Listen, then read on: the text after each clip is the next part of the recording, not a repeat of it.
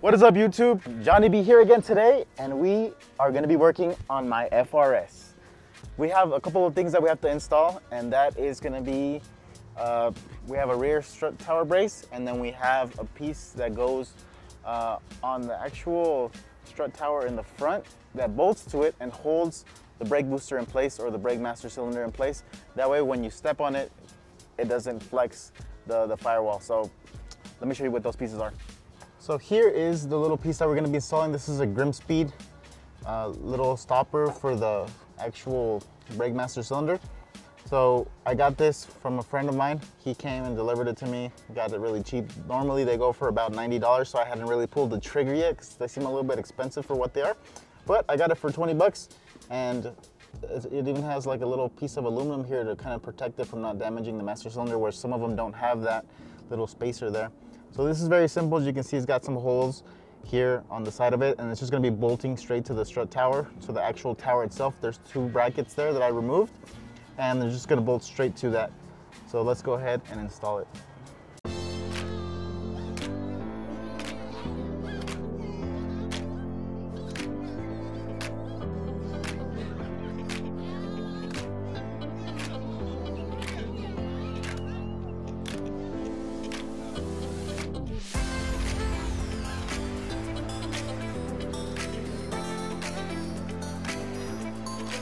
So this piece is adjustable, and it was off a little bit, but it kind of freaked me out. But since it's adjustable, you can just kind of set it up where exactly you want it. And right there, look at that, it's perfectly center.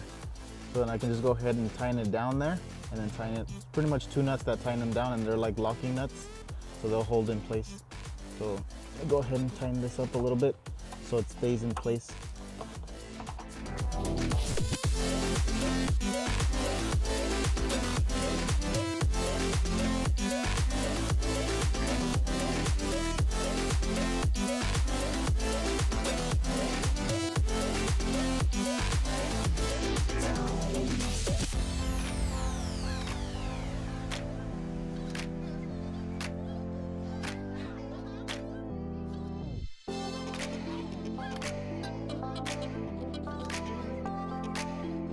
So the next thing we're going to be installing is this little bar here.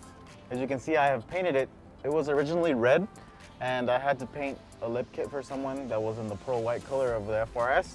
So I said, why not just paint this at the same time? The only issue was that I couldn't get the paint underneath or the clear coat without having to flip it over and damage the top part. So I decided to just leave it as is.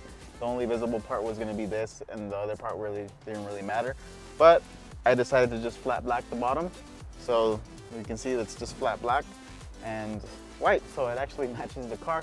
It looks a little tacky, I think, but the pearl actually looks really nice, and it made quite a bit of difference from how it looked like red, because it was like really faded and had like some rust spots. So it's going to be hidden most likely, and it doesn't really matter, but this is going to be helping stiffen up the rear. Since I already have one of these in the front, I wanted to get one of these for the rear. This is actually an agency power one, which is the same sway bar system that I have on this FRS, and it works great. So I'm excited to go ahead and put this on and see how everything fits, because I might have to do a little bit of cutting.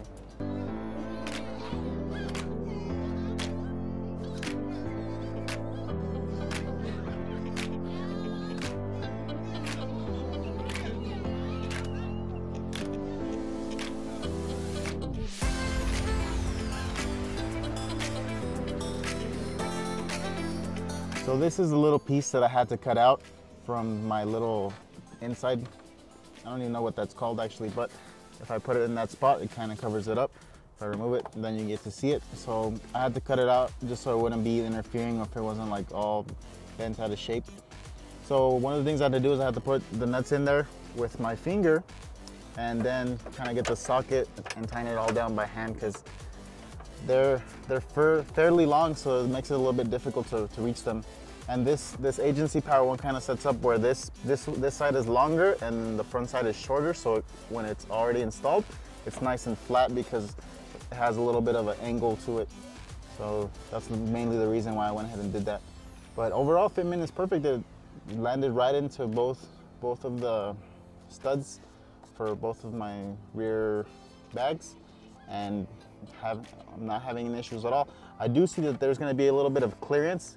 My finger doesn't really fit under here, so I don't know if my mat is going to fit under there as well, so we're going to have to kind of like squeeze it in or something like that. So hopefully I can still get it in there, and so it covers up enough so that it still looks good back here, and I still kind of keep an OEM-ish looking trunk setup, apart from the big airlift tank and all the rest of the stuff that's under here.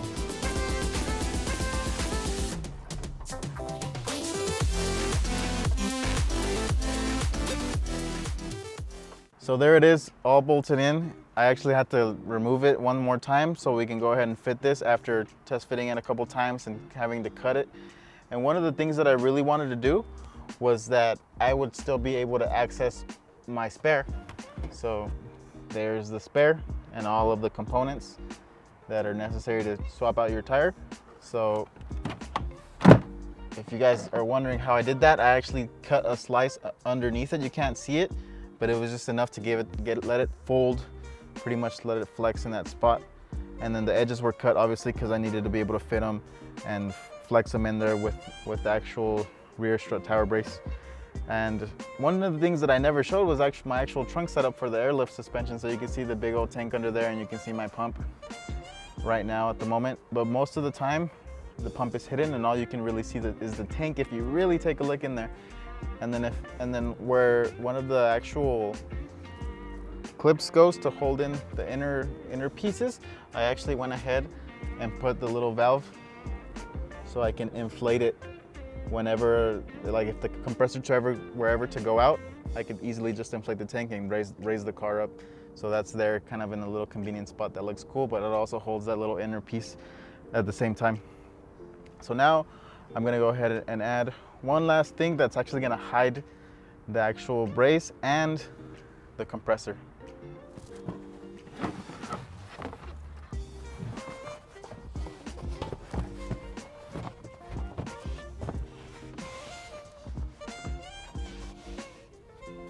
And there it is. Nobody can tell that it's there now. And I do that mainly probably so it won't get scratched if I do put something in the back, but I kind of like having my Scion mat back there, and it hides the compressor and all that stuff. So even though it's not visible, most people aren't even gonna get a chance to see it, and I will know that it's actually functioning because I know that the brace is there, helping keep the rear, not coilovers anymore, keep the rear bags straight while cornering. So that's gonna be it for the mods on this car. Maybe next time we'll do some more little mods like this, because I'm pretty much finished all of the big mods.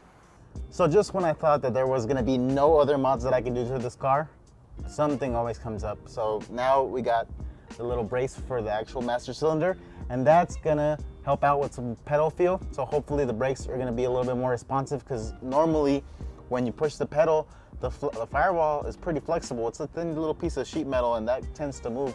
So this is gonna help reinforce that. And then in the back, I'm gonna be having a tower brace just like this one in front here.